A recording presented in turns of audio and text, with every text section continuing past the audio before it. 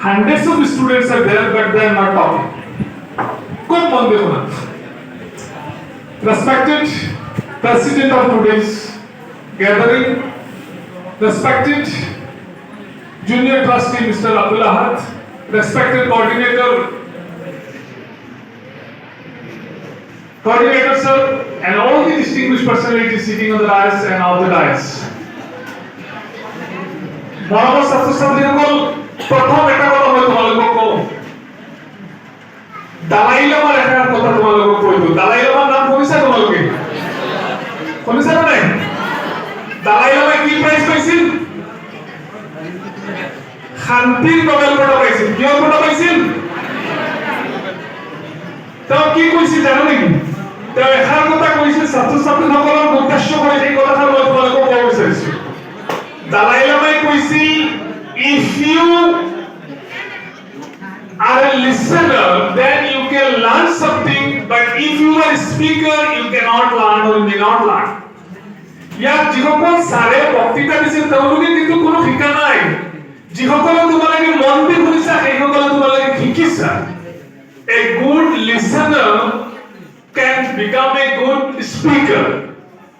যদি জীবনত তোমালোকৰ স্পিকিং ক্যাপাসিটি নাথাকে, বেকাৰ। পাৰ্সোনালিটি দুটা বস্তুৰ ওপৰত ডিপেন্ড কৰে, how to dress and how to address. Dress হয়তো মাক-দেউতাকৰ পৰা পইচা আনি কৰি ল'বা, কিন্তু এড্ৰেছিংটো তোমাৰ নহ'ব। আৰু এড্ৰেছিং তেতিয়া হ'ব যেতিয়া তুমি মন দি শুনিবা। প্ৰথমতে মই এইখন কলেজৰ মেনেজমেণ্টক মই ধন্যবাদ দিব বিচাৰিছো। তেওঁলোকে মোক এইবাৰ চিফ গেষ্ট বনাই দিলে। মই কিন্তু নাজানো মই চিফ গেষ্ট। মই ভাবিছো তেওঁলোক খুব সেৱা মানুহ, কাৰণ প্ৰায় মিটিং বিলাকত কি হয়, মই আহো স্পীচ দিওঁ আৰু মই যাওঁগৈ, কাৰণ বিৰাট ব্যস্ততা থাকে। তেওঁলোকে ভাবিছে বোলে ছাৰক এইবাৰ ভালকৈ আটকাই দিম, কাৰণ চিফ গেষ্ট যদি হ'ব মানে by virtue of his designation he have to be stay here. ডেজিগনেশ্যনৰ কাৰণে তুমি থাকিব লাগিব, কিন্তু এক্সিডেণ্টেলি হৈ গ'ল কি মোৰ কলেজৰ সেশন এণ্ডিং প্ৰগ্ৰাম তাৰ চৌধুৰী বজাৰ ৰাজমহল কলেজত, তাত যদি মই নাথাকো নহ'ব। আকৌ তাত পৰীক্ষা শেষ কৰি পেলাই আমি সেই মিটিংটো মই খুব স্পীডত ষ্টাৰ্ট কৰিছো। ষ্টাৰ্ট কৰাই পেলাই 2-4টা ষ্টুডেণ্টক স্পীচ দিয়াই পিছত মই নিজে স্পীচ দি পেলাই সিহঁতক প্ৰতিজ্ঞা কৰাই পেলাই যাতে কোনো লৰচৰ নকৰে, পিছত মই আস্তে কৰি ইয়াত আহি গৈছো। কথাটো গম পাইছা? গতিকে সেইখন কলেজক যেনেকুৱা মোৰ জান দিব বিচাৰো, এইখন কলেজৰ প্ৰতি মোৰ সকলো সময়ত মোৰ এটা জান থাকে যে ইয়াৰো ৰিজাল্ট যদি বেয়া হৈ যায়, ইয়াৰ ৰিজাল্ট যদি ভাল নহয়, তাৰ ৰিজাল্ট যদি ভাল হৈ যায়, তেতিয়াহ'লে মই নিজে নিজক ক্ষমা কৰিব নোৱাৰিম। সেইকাৰণে তাতো মই সময় দিছো আৰু ইয়াতো তোমালোকক মই সময় দিছো। আজি খুব ধুনীয়া ধুনীয়া কথাবিলাক হৈছে। এতিয়া তোমালোকৰ জীৱনৰ কাৰোবাৰ ক্লাছ 10ৰ এক্সাম শেষ হ'ব, কাৰোবাৰ ক্লাছ 12ৰ এক্সাম তোমালোকে শেষ কৰিবা। এতিয়া কথাটো হ'ল জীৱনত যে তুমি আগুৱাই যাবা, কেনেকৈ তুমি আগুৱাই যাবা আৰু কি কৰিলে তুমি আগুৱাই যাবা, বিভিন্ন বক্তাই খুব ধুনীয়া কথাবিলাক কৈ দিছে। আৰু এজন ছাৰে এটা ক্লাছত প্ৰায় ছাত্ৰ ছাত্ৰীক কয় যে if you want to be successful then you have to be focused and you have to concentrate your mind in that point. তেতিয়া ষ্টুডেণ্টে ক'লে ছাৰক আহি পেলাই, স্যাৰ আপনি খালি ফোকাসৰ কথা কয়, কনসেন্ট্ৰেশনৰ কথা কয়, মই এইবিলাক ভালকৈ বুজি নাপাওঁ, আপুনি ভালকৈ বুজাই দিম। তেতিয়া সেই ছাত্ৰজনে কয় ঠিক আছে তোমাক মই আজি বুজাই দিম। বুজাৰ কাৰণে ক'লে তুমি এটা গিলাস লৈ আহা। ছাত্ৰ-ছাত্ৰীসকল মনটো শুনিবা, জীৱন তাতেই, এই গিলাসৰ ভিতৰতে তোমাৰ জীৱন। ক'লে তুমি এটা গিলাস আনা, পানী ইয়াৰ পৰা ভৰাই লৈ আহিবা আৰু মই তোমাক কি লগে লগে লৈ আহিম গিলাস।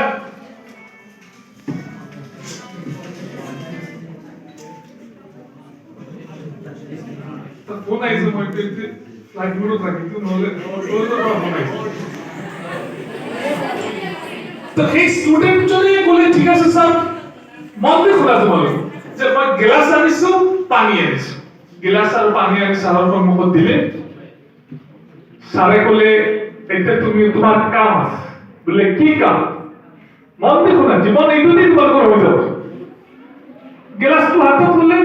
আৰু ক'লে এই পানী ভৰ্তি গিলাসটো লৈ পেলাই তুমি গোটেই বাউণ্ডাৰী বাউন্ডাৰি আছে সেই বাউন্ডাৰি তুমি অলপ ঘুৰি আহা কিন্তু চাবা যাতে তোমাৰ গিলাসৰ পৰা এক টোপাল পানীও নপৰে স্টুডেন্ট এজনে ভাবিলে এটো সাধাৰণ কথা কি গিলাসটো ললে খুশ কৰা আৰম্ভ কৰিলে খুশ কাঢ়িলে কিন্তু যেতিয়া সাৰৰ ওচৰত আনি দিছে গিলাসটো তেতিয়া দেখা গৈছে তাৰ পৰা কিছু টোপাল পানী পৰি গল সাৰে খুদিলে হে ছাত্ৰ তোমাৰ কিয় গিলাসৰ পৰা পানী পৰিল তেতিয়া কি ক'লে ছাত্ৰ মই ঘুৰিছো আৰু এইপিনে কোনে চাইছে আৰু হঠাৎ মই উজুতি খাই গৈছো আৰু সেইকাৰণে অলপ পানী পৰি গল বোলে নাই নহব তুমি এনেকুৱা খুশ কাঢ়িব লাগিব এনেকুৱাভাৱে তুমি আহিব লাগিব যে তাৰ পৰা এক টোপাল পানীও নপৰে সেকেন্ড টাইম কি আকৌ ট্ৰাই কৰিলে আকৌ সেকেন্ড টাইম কি ট্ৰাই কৰোতে কিমান মনোযোগ দিয়া নাছিল যাৰ কাৰণে কি হ'ল পানী আকৌ অলপ পৰি গল তেতিয়া ছাৰজনে ক'লে নহব তোমাৰ ডেডিকেশ্যন আৰু কনসেন্ট্ৰেচন ঠিক হোৱা নাই তুমি এতিয়া গিলাসটো হাতত লোৱা আৰু তুমি গিলাসৰ ওপৰত তুমি কনসেন্ট্ৰেট হ'বা তোমাৰ মাইণ্ডৰ ডেডিকেশ্যনটো সেই গিলাসৰ ওপৰত দিবা পিছত কি ক'লে হ'ব ছাৰ তেতিয়া কি আকৌ গ'ল ঘূৰি আকৌ আহিল দেখা গ'ল তাৰ গিলাসৰ পানী পুৰা জাগাত আছে এক টোপাল পানী পৰা নাই তাৰ কনসেন্ট্ৰেচন আৰু ডেডিকেশ্যন 100% হৈছিল সেই কাৰণে তাৰ গিলাসৰ পৰা এক টোপাল পানী পৰা নাই আৰু এই কাহিনীৰ পৰা মোৰ মৰমৰ ছাত্ৰ-ছাত্ৰীসকল এই কথা তোমালোকে বুজি ল'ব লাগিব যদি তুমি 100% কনসেন্ট্ৰেচন নিদিয়া আৰু কিছু সময় তুমি পঢ়াৰ কাৰণে দিয়া কিছু সময় তুমি কোনো অন্য মনস্কতাত থাকি যোৱা কিছু সময় তুমি অন্য ধান্দাত থাকি যোৱা তেতিয়া হলে সেই লৰাটোৰ নিচিনা যেনেকৈ তাৰ পৰা গিলাসৰ পৰা পানী পৰি গৈছিল আৰু যেতিয়া কি পুৰা মন দিছিল তেতিয়া পঢ়া নাছিল সেই কাহিনীটো তোমালোকৰ জীৱনৰ ক্ষেত্ৰত আহি যাব তোমালোকৰ ৰিজাল্টৰ ক্ষেত্ৰত আহি যাব গতিকে খুব মন দি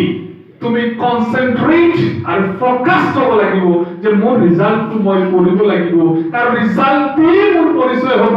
মই আজিৰ পৰা 5 বছৰৰ পিছত আজিৰ পৰা 2 মাহৰ পিছত মোৰ কি পৰিচয় হ'ব এখন সমাজত এজন থাৰ্ড ডিভিজন হোল্ডাৰ হিচাপে পৰিচিত হ'ব না সেকেন্ড ডিভিজন হোল্ডাৰ না ফাৰ্ষ্ট ডিভিজন হোল্ডাৰ না ডিস্ট্ৰিকচন হোল্ডাৰ না ৰেংক হোল্ডাৰ সেই পৰিচয়টোৰ কাৰণে এই পৰীক্ষা আৰু সেই পৰিচয়টো তোমাৰ সমাজত ভালকৈ হ'বৰ কাৰণে এই 10 বছৰ আৰু 12 বছৰ তোমাৰ যিটো অধ্যাৱসায় সেইটো ৰিজাল্ট তোমাৰ ওলাই আছে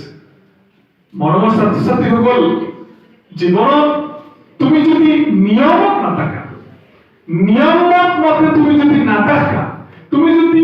জীৱনৰ যিটো লাইন সেই লাইনত যদি তুমি ঠিকছে নাথাকা তোমাৰ ৰিজাল্ট নহব আৰু এটা কাহিনী মই ইয়াত ক'ব বিচাৰিছো যদি ইয়াৰ পৰা কোনোবা তোমালোকৰ ডাউকি গৈছে তামাবিল ডাউকি এই আমাৰ মেঘালয়ৰ যিটো বাংলাদেশ বৰ্ডাৰ সেইটো মই গৈছো ইমান সৰু ৰাস্তা আৰু তাত তুমি দেখিবা তাৰ যিবোৰ ড্ৰাইভাৰ থাকে ইমান স্পীডত তেওঁলোকে গাড়ী চলায় চাইকেলি কিন্তু যদি কোনোবা এক্সিডেন্ট হয় কেবা মাইল তলত গৈ তো পৰি যাব লাগিব 10-12 দিন তোমাৰ হয়তো মানুহ লগাই সেই মানুহজনৰ কোনো ধৰণৰ সেই গাড়ীৰ কোনো সুমসূত্ৰ পোৱা নাযায় ইমান দ তাত গাড়ীবিলাক খুব স্পীড আছে তাৰ এজন ড্ৰাইভাৰক মই এবাৰ সুধিছিলো একবাৰ মই গৈছো আৰু খুব স্পীডত গাড়ী চলায় মই কোনোবা বাইকত মোৰ বিৰাট ভয় লাগি আছে আপুনি ইমান স্পীডত কিয় চলায় আমি ডাউকিৰ পৰা যেতিয়া ৰিটাৰ্ণ হৈছো তেতিয়া সন্ধিয়া হৈ গৈছে তেতিয়া সেইজনে কৈছিল ছাৰ এই যে মাজৰ যিটো লাইন দেখিছিলে আপুনি মাজত কিন্তু মাজেদি লাইন আছে মই যেতিয়া সেইটো আহিছিলো মই ফেচবুকত পোষ্ট কৰিছিলো বোলে আই আল্লাহ মোৰ বুধা জীৱনৰ শেষ দিন আৰু আমাৰ ফেমিলিৰ সব মানুহ তাত মোৰ মাক বাংলাদেশত গৈছিল আৰু তেওঁ ৰিচিভ কৰিবৰ কাৰণে আমি সেই ডাউকি বৰ্ডাৰত গৈছিলো আৰু আমাৰ ফেমিলিৰ সব মানুহ তাত আছে আৰু মই খালি আল্লাহক কৈছো ইয়া আল্লাহ যদি কিবা হৈ যায় তেতিয়া আমাৰ এটা ফেমিলি ধ্বংস হৈ যাব তেতিয়া মই সেই মানুহজনক সুধিছিলো বোলে আপুনি ইমান স্পীডত কেনেকুৱা চলায় ছাত্ৰ-ছাত্ৰীসকল এই ড্ৰাইভাৰৰ কথা যদি তোমালোকে মন দি শুনা তোমাৰ জীৱন চেঞ্জ হৈ যাব তেতিয়া সেই ড্ৰাইভাৰজনে কৈছে বোলে ছাৰ আপোনাৰ মাজত এটা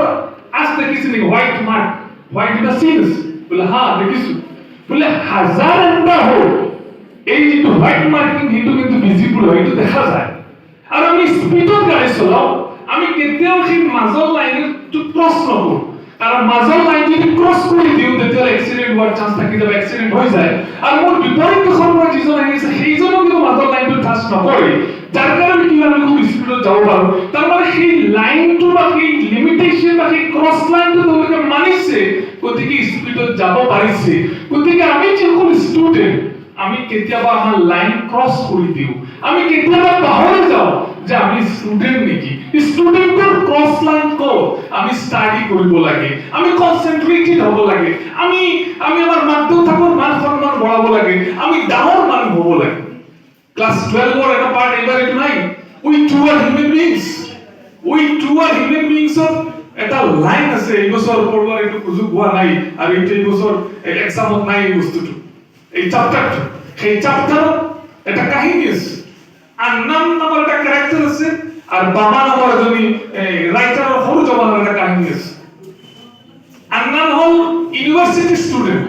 বাবা হল এটা স্কুলত ক্লাস 2 নে 3 পঢ়া স্টুডেন্ট মন দেখো না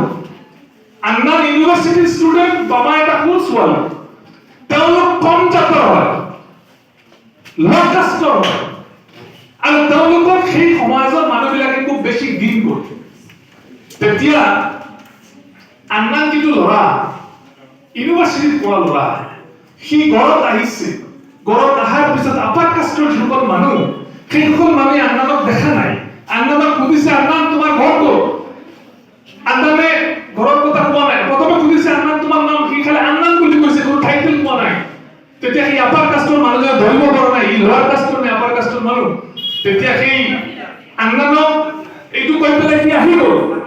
আহাৰ পিছত বামা নামৰ তাৰ যিজন সৰু বৰ্তি সেই সৰু বৰ্তিক এটা কাহিনী কৈছিল পেথেটিক এটা কাহিনী সেই কাহিনীটো হ'ল যে বামা একদিন স্কুলত গৈ আছে যোৱাৰ সময়ত দেখিলে এজন তাইৰ বংশৰ এজন বুঢ়া মানুহে কিবা এটা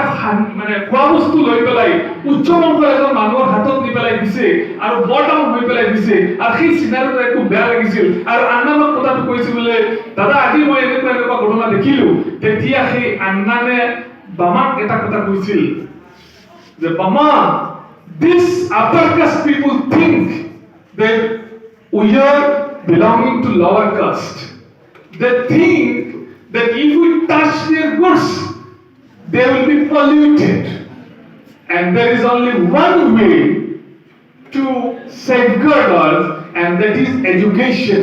by education you have to promote yourself you have to be number 1 in your class then you will see that the students belonging to the upper caste will try their best to have a friendship with you আন্নাৰে বাবা কৈছিল বাবা তুমি এই মানুহসকলে ভাবে আমি সমাজৰ নিম্ন স্তৰৰ মানুহ কিন্তু আমি এটা কাম কৰি দিব লাগিব আমি ভালকৈ পঢ়ি দিব লাগিব আৰু তুমি ভালকৈ পঢ়িবা তুমি ক্লাছৰ লগত ওলাই যোৱাচোন দেখিবা বহুতৰ লগত তোমাৰ সম্পৰ্ক হৈ যাব আজি আমাৰ যিটো সংখ্যালঘু সমাজৰ যিটো অৱস্থা গোটেই ভাৰতবৰ্ষত আমি ঠিক তেনেকুৱা পৰ্যায়ত গুচি গৈছো গতিকে তাৰ পৰা বাচি থাকিবৰ কাৰণে মৰমৰ ছাত্ৰ ছাত্ৰীসকল তোমালোকৰ পিনে জাতিটোৱে চাই আছে তোমালোকৰ পিনে সমাজখনে চাই আছে তোমাল আজি মই সদুবাৰ জাস্ট এটা কথা কৈ আছো যেতিয়া আমাৰ ষ্টুডেন্টে কোনো মিটিংত মন দি নুশুনে যেতিয়া আমাৰ ষ্টুডেন্টে ভালকৈ ক্লাছ নকৰে তেতিয়া আমি কোমান মন দিয়ে কান্দে এই কাৰণেই কান্দে বলে হায়ৰে এই ষ্টুডেন্টৰ প্ৰতি তো মাক দেউতাকৰ ইমান আশা ভৰসা এই ষ্টুডেন্টৰ প্ৰতি তো সমাজৰ ইমান আশা ভৰসা এই ষ্টুডেন্টৰ প্ৰতি মাক আমাৰ শিক্ষকসকলৰ ইমান আশা ভৰসা কিন্তু সি এইবিলাক কথা নালাগি পেলাই সি জীৱনটো ধ্বংস কৰি দি আছে সি বুজি পোৱা নাই যে কিছুদিনৰ ভিতৰত সি এটা সমস্যাই সমাজৰ কাৰণে হ'ব কিছুদিনৰ পিছত সি সমাজৰ কাৰণে এটা প্ৰব্লেম হ'ব ঠিক কথাটো সি বুজি পোৱা নাই আমি বুজি পোৱা সকলে খালি বাৰে চেষ্টা কৰো বাৰে তোমালোকক বুজোৱাৰ কাৰণে চেষ্টা কৰো গতিকে তোমালোকে বহুত সময় বুজি নোপোৱা কিন্তু মৰমৰ ছাত্ৰ ছাত্ৰীসকল বুজি পাব লাগিব জীৱনৰ গতি মাত্ৰ এক পিনে কৰিব লাগিব কাৰণ তোমাৰ গতিৰ ওপৰত ডিপেন্ড কৰি আছে তোমাৰ জাতিৰ ভৱিষ্যত তোমাৰ দেশৰ ভৱিষ্যত তোমাৰ এৰিয়াৰ